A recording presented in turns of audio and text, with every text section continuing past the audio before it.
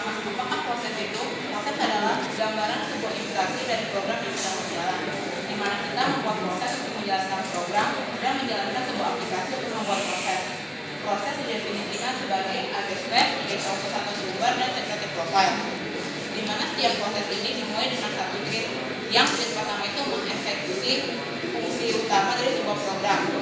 Kita juga dapat membuat thread lain dalam proses yang sama dengan cara menambahkan additional proses, yaitu menambah proses lain.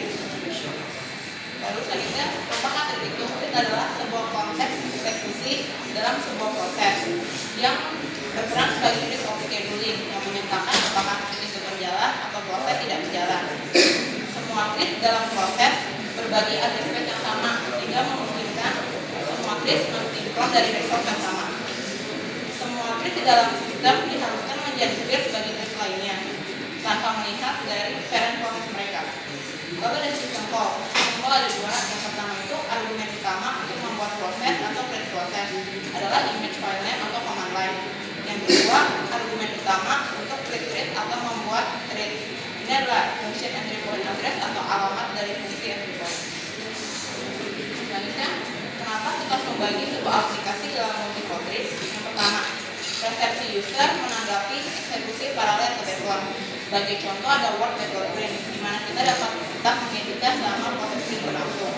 Yang kedua, mengambil keuntungan dari multiple proses, di mana dalam MV system dengan NCPU, entries dapat berjalan dengan baik dalam waktu yang bersamaan. Terus menambah kompleksitas, itu dalam hal sinkronisasi. Sedangkan skalabilitas adalah pertanyaan yang lain, di mana jika thread dalam jumlah yang sangat banyak bekerja dalam satu waktu, itu akan menyebabkan konteks eksekusi yang berlebihan. Lalu setiap proses itu mempunyai yang pertama virtual address space. Ini meliputi program code, global storage, deep storage, dan ready type, di mana setiap address space dari satu thread tidak akan korup dengan address space yang lainnya. Lalu ada working set.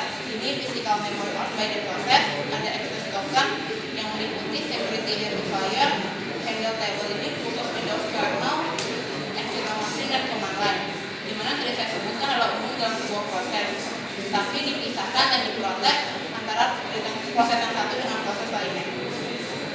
Lalu sekarang setiap thread itu mempunyai satu user mode stack. Ini argumen pass to thread, automatic storage, open, dan lainnya. Lalu ada serial mode stage, ini untuk system call. Ada thread local state, ini adalah array yang menunjukkan lokasi di mana data unik. Lalu ada set, ini wait, ready, running, dan lainnya. Kita prioritas. Lalu ada hardware konteks, ini menyimpan di dalam folder konteks jika thread tidak berjalan. Lalu ada access token, itu opsional, jadi dari satu thread dapat menerima thread lain jika dibutuhkan. Setiap proses dan setiap thread mempunyai sebuah identifier. Secara umum, line ID jika kita cukup akan menjadi CID. Proses ID dan thread ID mempunyai number space yang sama. Ini menunjukkan requesting proses atau requesting thread itu ke subsystem server proses. Dapat dilihat di formus text manager of processes, proses filter for processes, channel debugger, dan lainnya. Semua ID adalah unik di antara semua proses dan thread yang ada. ID ini dapat memungkinkan kita pakai walaupun thread atau proses itu telah dihapus. Yang ini proses rata-rata folder yang di tabel sebelah kiri adalah objeknya, sedangkan yang sebelah kanan adalah fungsinya. Seperti yang pertama, proses privilege time itu menunjukkan presentasi waktu yang digunakan oleh thread selama dia berjalan di kernel mode. Yang kedua, proses time itu menunjukkan presentasi waktu CPU yang digunakan oleh thread selama specified interval.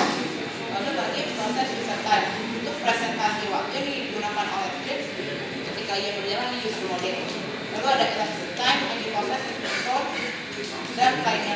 Anda baca di slide selanjutnya. Kita akan lanjutkan larakan time saja. Selanjutnya adalah tools untuk memperoleh informasi mengenai proses dan thread. Ada banyak tools yang dapat digunakan seperti yang ada di dalam slide.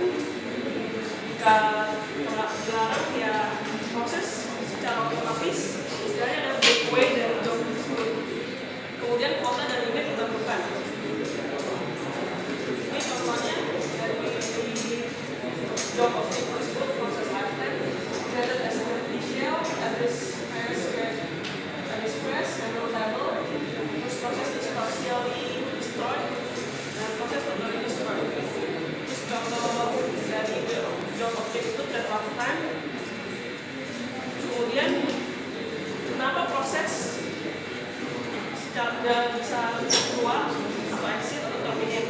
Jadi secara normal aplikasi tersebut memutuskan untuk exit, biasanya karena request dari UI atau si RTL melakukan exit proses jika memiliki function atau main dan lain-lain returns to caller. Terus secara exit karena request dari desktop sendiri itu seperti dari atas dari task manager. Terus ada prosesnya task manager kemudian mengirimkan WM close, message to Windows, message to. Terus force termination. Kalau tidak ada respon dari task selama 5 detik, task manager secara otomatis menampilkan dialog box and program. Atau enggak bisa secara dari task manager pada proses step ada pilihan and process. Terus unhandled exception itu ada di unit selanjutnya. Job settings, quotas and restriction. Quotas itu sendiri artinya adalah total CPU time, active process dan proses dan CPU time per proses, juga memory share. Runtime restriction itu prioritas dari semua proses dalam job dan proses software yang dapat berjalan. Security restriction itu sendiri adalah batas dari proses apa yang proses bisa lakukan.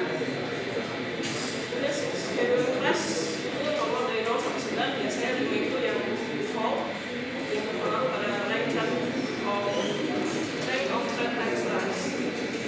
Terus jobs ini contoh dari SOS biasanya. Terus proses explorer sendiri bisa menunjukkan proses yang merupakan member dari job. Jadi di show-nya artinya berdasarkan color, terus colornya bisa diatur di option configure highlight. Untuk proses job, klik pada tab job dan proses properties untuk melihat detail. Selanjutnya akan dilanjutkan oleh asosiasi kami. Akan tentang fibers. Seluruhnya diimplementasikan dalam user mode.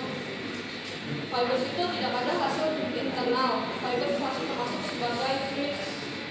Fiber API masih mengizinkan konteks eksekusi yang berbeda dalam perintah, seperti start, fiber local storage,